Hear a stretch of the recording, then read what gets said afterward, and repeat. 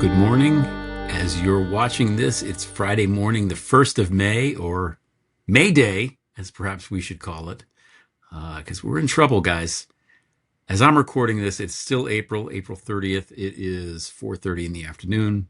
God knows what will happen between now and the time you watch this.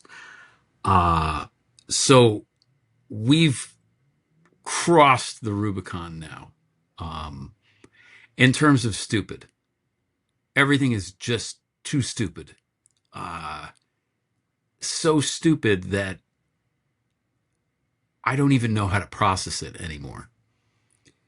I woke up one day this week and a friend of mine sent me a picture of Kid Rock addressing members of the military. And I thought, well, it's got to be an AI photo of Kid Rock addressing members of the military, because I knew that he had gone on a little joyride with Pete Hegseth. I think he might be Pete Hegseth's only friend at this point. So I knew that he and Hegseth were together, but I did not think that he addressed members of the military. I thought that was AI, and it's not AI. It's not AI. Kid Rock really did address members of the military. Even if I'm saying this, I don't quite believe it, but Kid Rock, who I think is older than me. I mean, he's not a kid. He does not rock. He's gross. He addressed members of the military, of our armed forces. I don't know what he said. That's crazy. But what's even crazier is that I think, all things being equal, I would rather have Kid Rock be in charge of the Department of Defense than Pete Hegseth. I'm not even joking. I literally would rather have just about anybody else.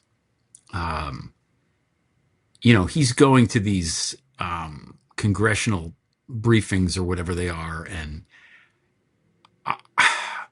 I don't know where they found this guy. I mean, I guess the answer is Fox News, but I don't know how he got into Princeton. I don't know. I don't even know how he learned how to do things like put guns together and do military stuff. I mean, he's so stupid, so racist, so sexist, and he's just stupid in every way, and disrespectful and arrogant and wrong, and sounds so aggrieved all the time. Like he's just full of grievance. And it's like, dude, why? You went to Princeton even though you're a fucking idiot. You were on Fox News. You had this cushy job. You went to war, which I guess you wanted to do that and go kill stuff. It worked out okay for you. And now you're in charge of the most powerful military, well, colloquially, the most powerful military that ever existed. What's the problem, man? You also had the credible sexual assault allegations that didn't go anywhere, didn't stop you from getting confirmed, didn't send you to prison, didn't do anything. You had a bunch of snafus, like that time that you looped people into the Signal chat and talked about, what our troops were going to do before they did them. Everything's fine. Why is he so mad? I don't get it. So I don't get that. I mean, to me, it's so stupid. It's hard for me to comprehend the level of stupid that we're at now. Jethro Tull, one of my favorite bands, has an album and a song called Thick as a Brick. And the line in that song is, and your wise men don't know how it feels to be thick as a brick. And your wise men don't know how it feels to be thick as a brick. And I think that's how I'm feeling now. I don't know what I can't. I'm having problems processing this stupid. Now, I know these guys are gaslighters. I know this. I know Todd Blanche is a gaslighter. I know he's a troll. I know his father ran a cult, so-called, or something similar to a cult. I don't know what he was up to with Ghislaine when they were alone together. But I know he's a bad person. And he's a smart man. He's not a dumb man. So I know he knows better. he can stand in front of the press and announce that they are indicting. They've wasted the time of a grand jury to indict James Comey, the former FBI director, James Comey. The same James Comey whose memo gave Trump the fucking election in 2016, by the way. Without James Comey, Trump isn't even here, right? They're trying to indict him again, and they're indicting him because of seashells. He took a photo of seashells that spelled out 4 numbers, the number 8, the number 6, the number 4, the number 7. 8647, it's a large prime number. I don't know if he did it himself or if he saw it and took a picture of it and shared it. So he's now being indicted for, like, I don't even understand it. It's not even worth getting into because of seashells, okay?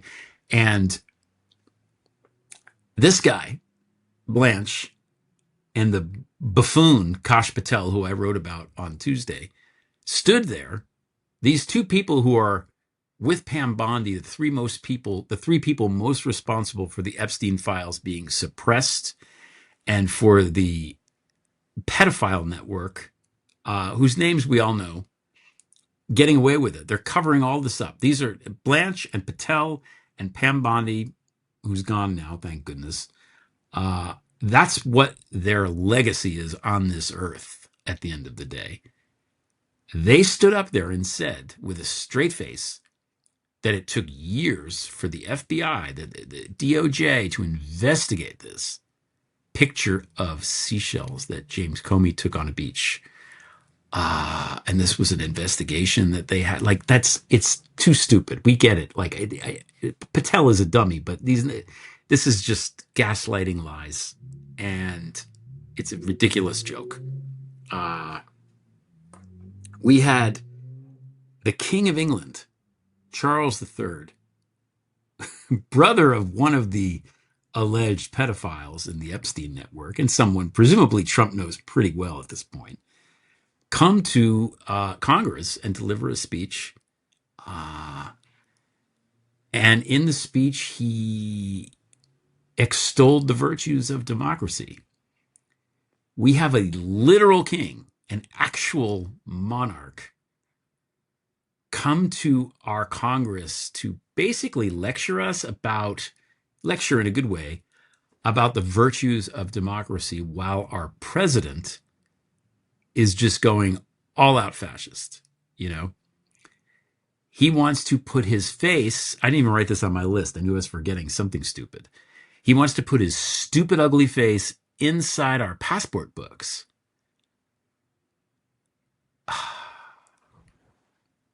No one wants to look at your fucking face, dude. No one. Not Melania, not any of your wives, not any of the women at Mar-a-Lago, certainly none of your family. No one wants to look at you ever again. If I never see this man again or conjure up an image of his face, his fat, stupid, ugly face in my brain again, I would be happy. But no, we have to have his name here. We have to have his face here, just encroaching on all of our free time.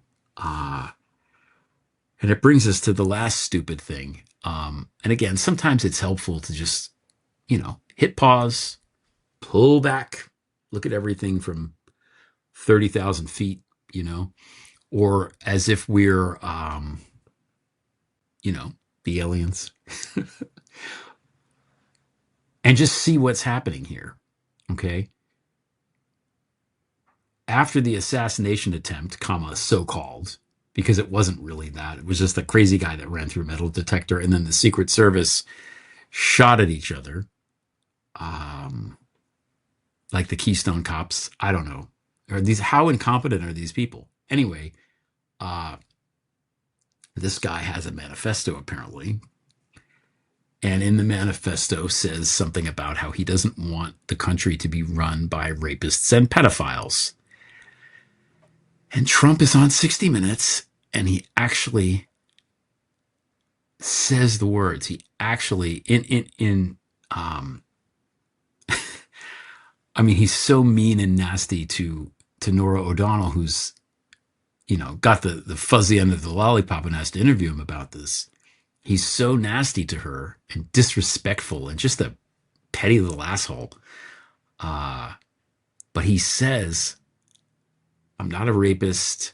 I didn't rape anybody. And the way he says the words, it's creepy. I'm not a pedophile, he says. So that's where we're at.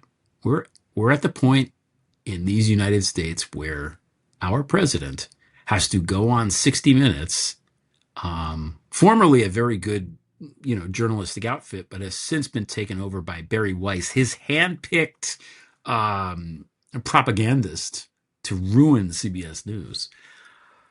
He goes on there, and despite all of this, is asked about this manifesto, is read pieces of the manifesto, and has to say in his own words, I'm not a rapist. I'm not a pedophile.